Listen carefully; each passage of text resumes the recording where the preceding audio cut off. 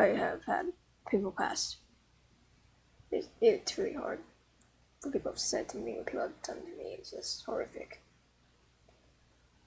I don't like talking about it because it gives me PTSD and anxiety when I think about it, but I'll do it for the sake of this video.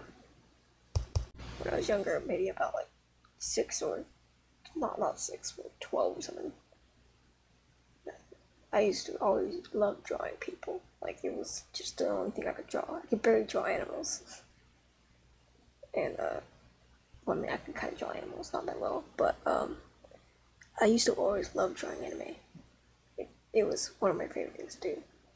Like, anime is just been my style for years. Like, I haven't changed a thing about my drawing style. Maybe the fact that I draw better, but that's not really what I'm talking about here. And, when I first attended school, I drew in class, obviously, because it's no way I could cope with my anxiety. And, it's what to say. I always got looked down upon for drawing anime. I have no clue why people did that, but I guess maybe they thought it was bad or something. It's just really weird. And, I think I attended school with it. It was called like roadside something, I forget. It's roadside South. Oh no, South Park. South Park roadside. That's what it's called. And I'll just call it South Park for short. I attended school, so called South Park. And the kids there were just terrible kids. They ripped my drawings apart. They purposely spilled drinks on them. They stole my sketchbooks and wrote just terrible things in there about me. They stole my artwork, either gave it to people or lied about that they did it. And it came that day where I was just like, you know what, I'm done. I want to move schools because it got so bad I didn't want to go to school. In my yearbook, I had this huge, just beautiful drawing of an anime character, and a bunch of people always drew, just wrote, "Oh my god, that's beautiful! How did you do that?" And all that stuff. But there was this one kid,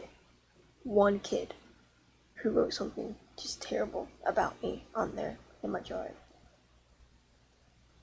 and that's the day I went home, sat down, gathered all my work, and sorted it out, and burned the things that I didn't like. I burned pieces of artwork that took days, even weeks to do. All that time lost because of this kid. All because of this kid who wrote that terrible thing. Now granted, I wanted to shove my foot up his ass, but, you just gotta roll with it. Sure, I don't let some kid push me down, now at least. I pulled a pocket knife on a kid once because he wouldn't leave me alone, but he's terrified of me now, but he said, "You're gonna become the next Hitler." But, yeah, that's pretty much what it was. And I've been trying for about since I was 2, I mean, at least. I love, and I just love to decorate the covers of my books and stuff. In fact, this one is from 2019, and it has a bunch of like old sketches and stuff.